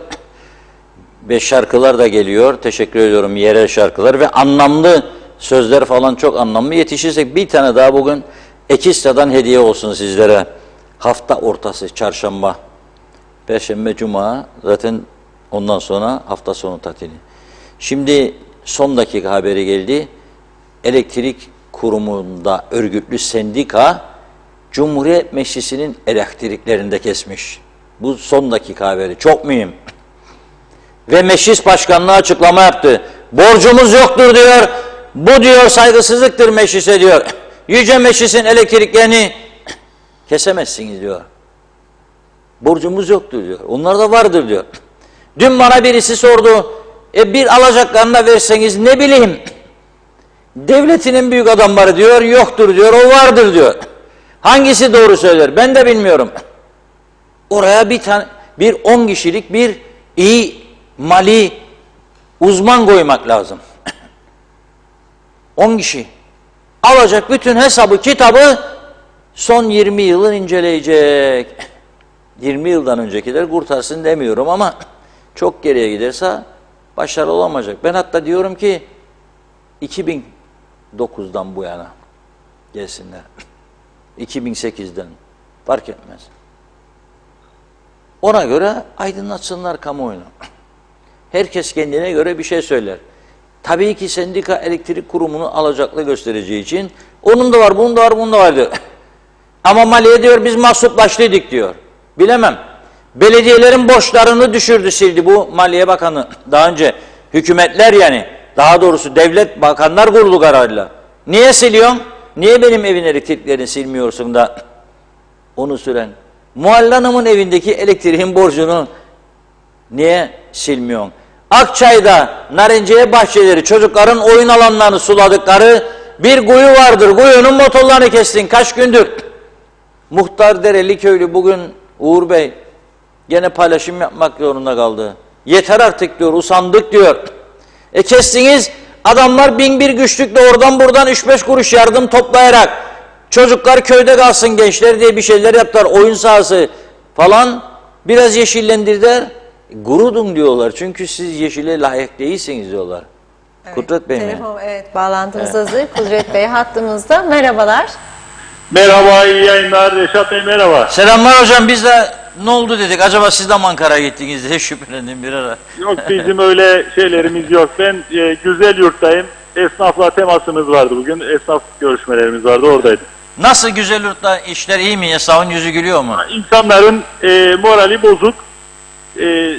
Yani özellikle pandemi nedeniyle biliyorsunuz askeri personelin de hafta sonları ve çarşı günleri vardı. Hep onlar iptal oldu pandemi döneminde. Halen daha dünya genelinde pandemi kuralları gevşetilmesine rağmen bizde belli ki çarşıya asker de çıkamıyor.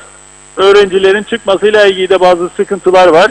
Bu da esnafı sıkıntıya sokuyor tabii. Çünkü müşteri sayısı azalıyor. Buna ve buna benzer konulara dokunmaları gerekirken maalesef hükümet kimi bakan yapayım, bakan benim sözümü dinledi mi dinlemedi mi, Ankara'ya mı gideyim diye böyle meselelerle uğraşıyor maalesef.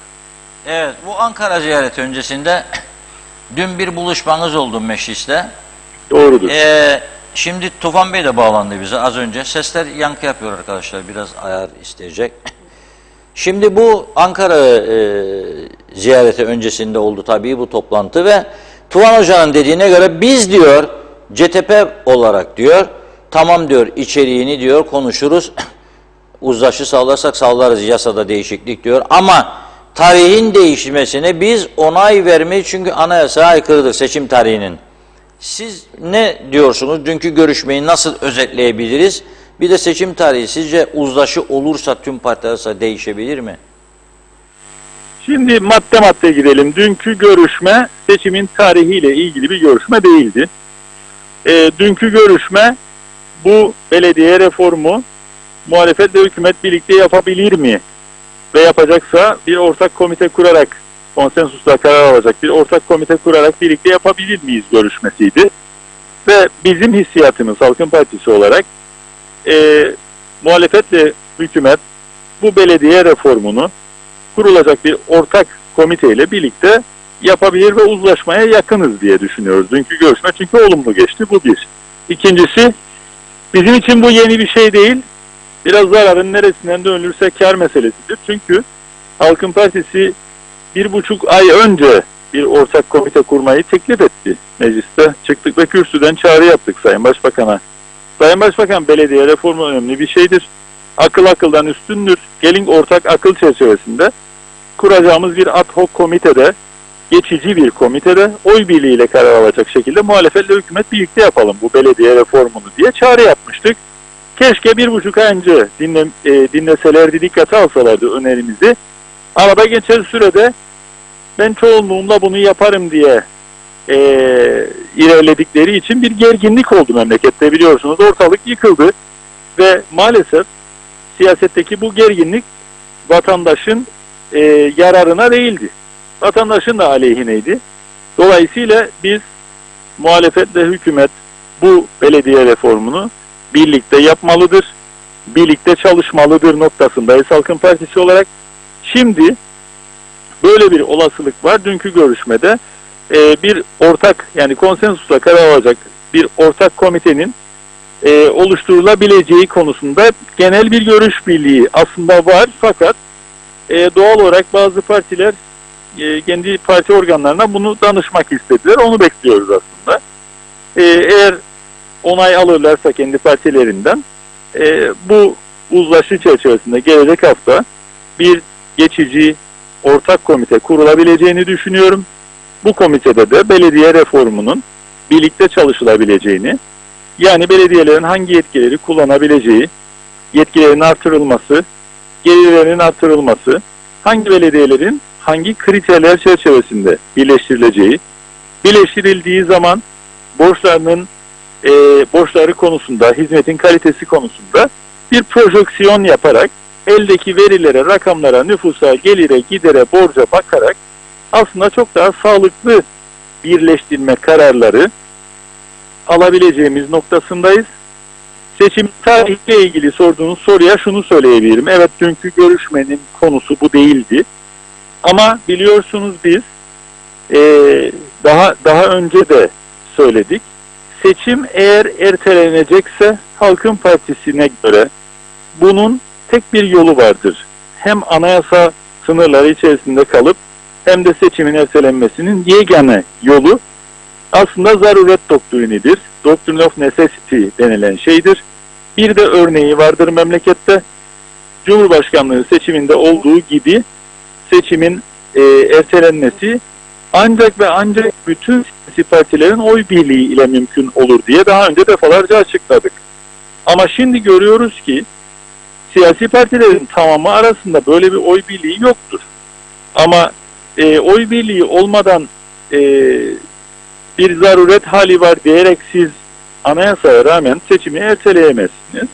O nedenle biz muhalefet olarak Cumhuriyetçi Türk Partisi ile Halkın Partisi birlikte bir seçim tarihi önergesi verdik mecliste Haziran'da seçimin yapılması için ve bunu hükümet reddetti biliyorsunuz. O nedenle bundan sonrasıyla ilgili olarak seçim tarihinde nasıl ilerlenir bilmiyoruz ama eğer gelen hafta başında ortak komite kurulursa gece gündüz, günde 8 saat biz bu komitede birlikte çalışıp ortak akıl ile belediyeler reformunu en erken zamanda hazırlamak için gayret göstermeye hazırız. Net. Eğer bu seçimin Haziran'da yapılması konusunda yeterli olursa zaten zamanında seçim yapılır. Ama hükümet şöyle bir yola gidebilir. Yani bizim gördüğümüz böyle bir risk vardır.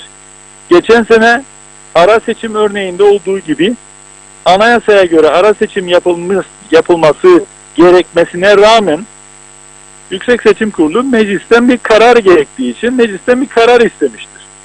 Meclis karar almayarak ara seçimin yapılmasını, yani hükümet o dönemde karar almayarak, çoğunluğu hükümetin vardı biliyorsunuz, ara seçimin yapılmasını engellemişlerdi. Burada da belediye seçimlerinde de Yüksek Seçim Kurulu meclis karar almadıkça ara seçim tarihini kendisi belirleyip seçim yapamaz.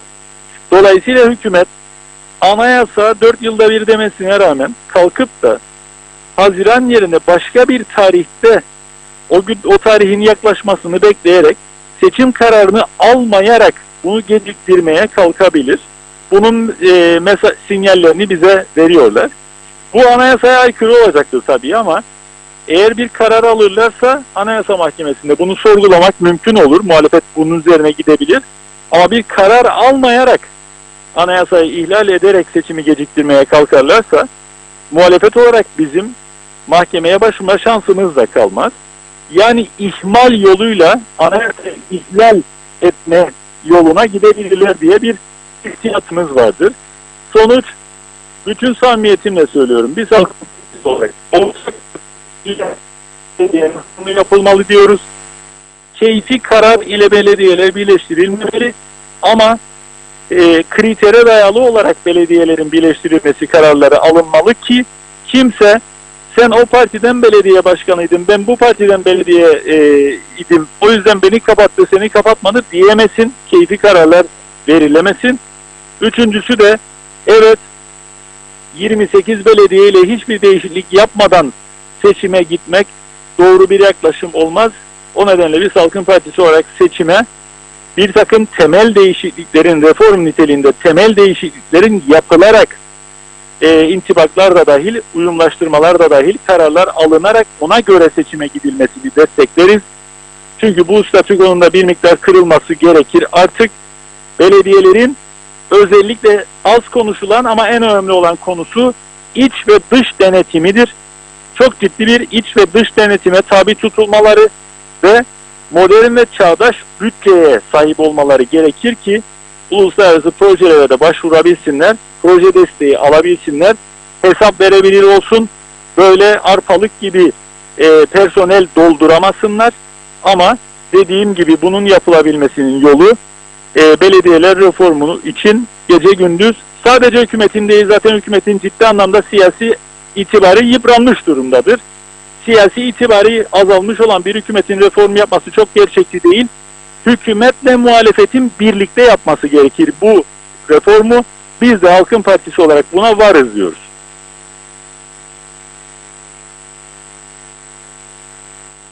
Borçlarının ödenebileceğini düşünüyoruz. Bugün daha 12,5 milyon daha borç aldılar Gazi Mausa için. Nasıl olacak bu işler? Alo? Duyuyor musun beni oradan? Evet duyuyorum. Siz beni duyuyor musunuz? Ya şimdi duyuyoruz, evet.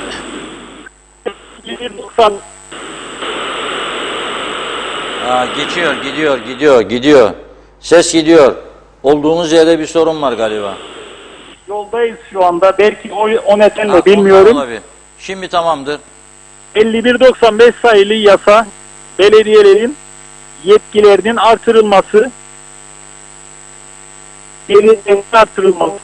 şu anda almış oldukları bir takım anlamını yitirmiş, kadük olmuş olan bir takım cezaların ve vergilerin artırılmasını da beraberinde getiriyor. Dolayısıyla belediye gelirleri artacak. Evet.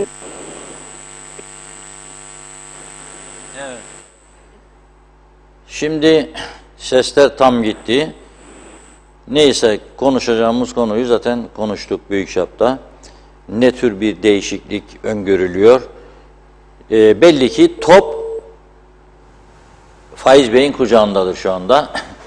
Faiz Bey de diyor ki top bendedir diyor ama bu topu diyor bir de diyor milletvekillerimin kucağına atayım. Bir de diyor Ankara'da. Onlar da bize söylesinler. Sonunda bu ekonomik protokola uygun mu değil mi muhalefetin beklentileri, onları konuşacaklar. Döndüğü zaman da karar verilecek. Şimdi demiştik ki, Funda Hanım söylemişti, yalancı çıkmamak lazım. Vatandaşlar acilen ne bekliyor? Bir röportajlarımız varmıştı. Veriyoruz. Bu ülkede sizi en çok rahatsız eden şey nedir? Yollarımız, trafiğimiz. Bir başta o geliyor, ondan sonra hayat pahalılığı, insanlara değer vermek, yolları tamir etmek. İlk işim o olurdu. Demokrasiyi getirmek. Evet. Peki şu Paylaşımcılığı, en mühim paylaşımcılık. Evet. Peki, Bugün bir hayat pahalılığı oluyor. Asgari ücretliye 100 lira verirse, devlet memuru veya yüksek maaşlı 4 asgari ücret hayat pahalılığı alıyor. eşitliği sağlar. Eşitliği sağlardım ben ilk önce. Mevcut siyasilerimiz şu anda ülkeyi yönetebiliyor mu? Hayır, Memnun değilsiniz. memnun değiliz. Ne olması lazım? Kökten hepsini temizlemek, yeni bir nesil koymak lazım meclise. Evet. Yeni bir zihniyet, bilgili, tecrübesiz olmazsa bile bilgisiyle daha iyi idare eder bizi bunlardan. Ülkede sizi en çok üzen, rahatsız eden olay nedir? Fiyatların çıkması ama büyük bir ihtimal her yerde şu an pandemi döneminde her yerde böyle oldu. Pahalılık yani. Yani pahalılık, Üzüyor. Peki bugün yollarımız, evet. arabalarda hal kalmadı. Evet. Peki bugün bu ülkenin idarecisi, yöneticisi siz olsanız bu ülkeyi nasıl yönetirdiniz? İlk icraatınız ne olurdu? Diyalog. Ne olurdu? Gençlerimizin geleceği için onlara daha çok iş olanları sağlamak. Çünkü gençlerimiz burada artık kalmak istemez. Yani çoğu başka yerlere gider. Diyelim okullarımızda daha çok ilgi çocuklarımıza, daha çok eğitim ki onlar çünkü mesela benim oğlan burada okumaz. İngiltere'ye gitti. Astrofizik okur. Burada kalsa ne iş yapacak? Evet. Yani böyle bir çocuklarımıza daha çok yönelik, ileriye yönelik daha çok bir atılım, gelecekleri için çocuklarımızın. Ne zaman doğru dürüst yöneticiler gelene kadar mücadele etmek zorundayız artık. Tabii ki sıkıntı çok. Öyle kolay başarılacak şeyler değil ama bir yerde başlamak lazım. Mevcut siyasiler şu anda yönetebiliyor mu ülkeyi? Hayır. Yani yönetmeye çalışıyorlarsa da ne yazık ki bu gidişle hiçbir zaman halkın istediği türde bir yönetim gösteremezler. Rahatsız olmayan kalmadı. Nedir size en çok rahatsız Tüp eden? bir sene evvel 72 liraydı. Şimdi 200 lira. Pahalılık. Tabii. Pahalılıktan rahatsızsınız. Yani maaşları yerinde sayıyor. Kamuda çalışan, kamu memuru insan, özelde çalışan insan değil. Bugün bu ülkenin yöneticisi siz olsanız nereden başlardınız? İlk icraatınız ne olur? Vallahi şunu söyleyeyim. 61 gemiyi çıkarmak zor. O da neden ileri geldi? Batan gemi dön geriye.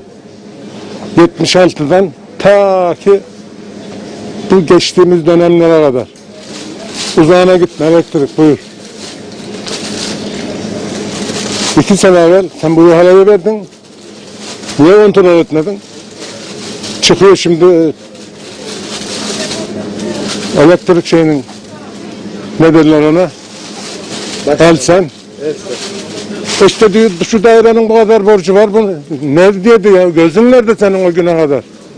3 tane bakanlıkta 31 milyon alacaksın. Ne diyedin şimdiye kadar? Ülkede sizi en çok rahatsız eden olay nedir? Bir tane rahatsız etmeyen olay söyle bana.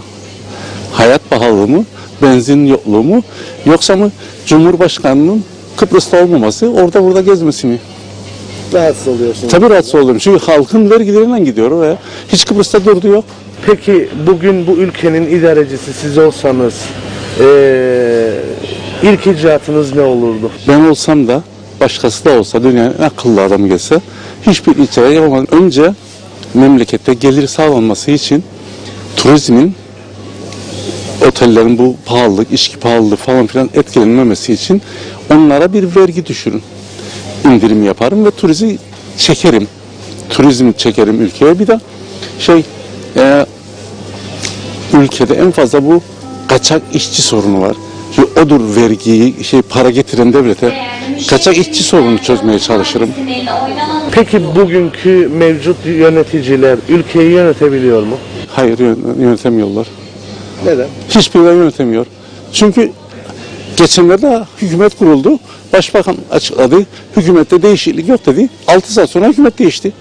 Nasıl ben itimat edeyim, bekleyeyim bir şey olacak diye. Ülkede sizi en çok rahatsız eden durum nedir?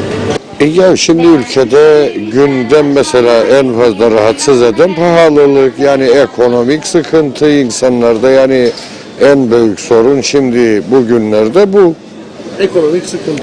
Tabii yani herkes mesela, yani şimdi pahalılık, bu alım gücü insanların düştü, yani şimdi bir gerçektir, yani memlekette gerçekten sıkıntı var yani. Peki bugün bu ülkenin yöneticisi, idarecisi siz olsanız ilk icraatınız ne olurdu? Ben olsam bunları yaparım, yani denetimden tut da mesela fiyat konuları, bu bizim elimizde olan bir şeydir. Yani bugün ben örneğin mesela kahveciyim farz et, bugün ben 20 lira satarım kahveyi derim, istersen iç arkadaş, o biri der 5 liraya kahve satar, o biri 10 liraya, o biri bilmem ne. Yani şimdi bunu örnek verdim yani. Buna benzer her şey. Bugün markete gittiği zaman insanlar, marketlerde nedir? Her markette bir fiyat var.